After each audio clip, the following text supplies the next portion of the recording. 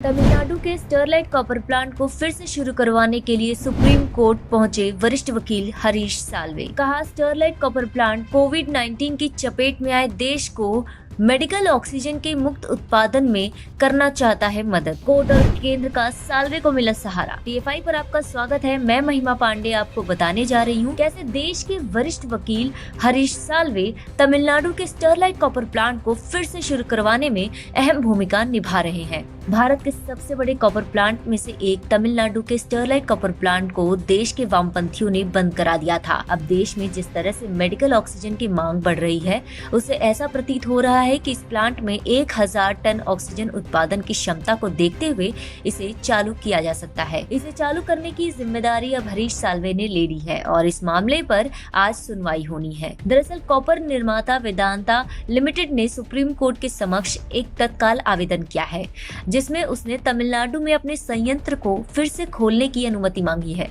जिसे पर्यावरण कानूनों के उल्लंघन के लिए बंद कर दिया गया था। अपने आवेदन में वेदांता ने यह कहा है कि वह कोविड की चपेट में आए देश को मेडिकल ऑक्सीजन का मुक्त उत्पादन में मदद करना चाहता है। वेदांता की ओर से पेश हुए वरिष्ठ वकील हरीश साल्वे ने गुरुवार को भारत के मुख्य न्यायाधीश एस.ए. बोबड़े के समक्ष इस मामले को विस्तृत रूप से रखा। साल्वे ने कहा कि अगर अनुमति मिल जाती है तो वेदांता 5 से 6 महीनों के भीतर ऑक्सीजन का उत्पादन शुरू करने में सक्षम हो जाएगा, जिससे लोगों के जीवन को बचाने में मदद मिलेगी।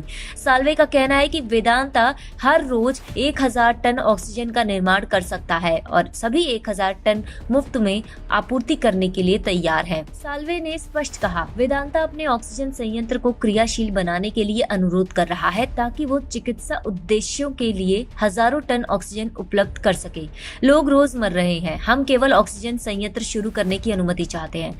इतना ही नहीं, हम इसे मुफ्त में आपूर्ति करेंगे। अगर आज हमें अनुमति मिल जाए तो हम 5-6 दिनों में इसका उत्पादन शुरू कर सकते हैं। रिपोर्ट के अनुसार केंद्र सरकार ने भी वेदांता के अनुरोध का समर्थन किया है। केंद्र सरकार की ओर से पेश सॉलिसिटर जनरल तुषार मेहता ने कहा कि देश को ऑक्सीजन की सख्त जरूरत है। एसजी ने स्पष्ट कहा, वेदांता को केवल स्वास्थ्य उद्देश्यों के लिए ऑक्सीजन के निर्माण के लिए चालू करने की अनुमति दी जाए। उन्होंने ये भी कहा कि मानव जीवन की रक्षा और पर्यावरण की रक्षा में से किसी एक को चुनना हो तो फिलहाल हमें मानव जीवन की रक्षा पर गौर करना चाहिए। तमिलनाडु सरकार की ओर से पेश वरिष्ठ वकील CS वैद्यनाथ ने कहा कि उन्हें आज सुबह ही आवेदन प्राप्त हुआ और अगले सप्ताह के लिए समय मांगा है। CGI ने कहा कि अगर CS वैद्यनाथ ऑक्सीजन उत्पादन के लिए कंपनी की याचिका में बाधा डाल रहे हैं तो वो तमिलनाडु सरकार के इस रुख की सराहना नहीं करते। उन्होंने स्पष्ट कहा कि इस समय पर्यावरणीय विचारों की तुलना में मानव जीवन अधिक महत्वपूर्ण है। गुरुवार को CGI ने कहा कि आवेदन को सुनवाई के लिए कल सूचीबद्ध किया जाएगा, यानी आज इस मामले पर सुनवाई होगी।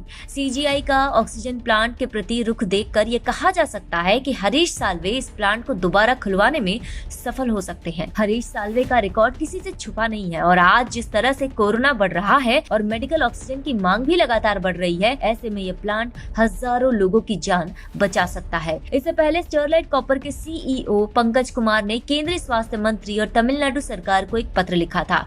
इस पत्र में उन्होंने कहा था कि तूतीकोरिन में कंपनी के कॉपर प्लांट में 2 ऑक्सीजन प्लांट है, जिसमें प्रतिदिन 1000 टन ऑक्सीजन का उत्पादन होता है। कुमार द्वारा ऐसा ही एक पत्र पलानीस्वामी को भी लिखा गया है, जिसमें ऑक्सीजन की कमी के कारण पैदा हुए संकट को हल करने के लिए कंपनी ने अपनी रुचि व्यक्त की है। पंकज कुमार ने पत्र में लिखा है कि हम आपको उपयोग के लिए इन सुविधाओं को मुहैया कराना चाहते हैं। ये सुनिश्चित करना चाहते हैं कि राष्ट्र में महत्वपूर्ण वस्तु की कमी न हो और हम इस महत्वपूर्ण समय पर PM के सराहनीय प्रयासों का साथ देना चाहते हैं। बता दें कि तमिलनाडु का स्टरलाइट कॉपर प्लांट 2018 में इको फासिस्ट के विरोध के कारण बंद करना पड़ा था। उसके बाद से स्टरलाइट कॉपर प्लांट का मुद्दा उच्च न्यायालय और सुप्रीम कोर्ट तक उलझ कर रह गया। पिछले वर्ष दिसंबर में सुप्रीम कोर्ट की पीठ ने वेदांता द्वारा इस प्लांट को फिर से खोलने की अनुमति देने के लिए की गई अंतरिम याचिका को खारिज कर दिया था। इसी मांग के साथ कंपनी द्वारा किए गए एक दूसरे आवेदन को भी सुप्रीम कोर्ट ने इस साल जनवरी में खारिज कर दिया था।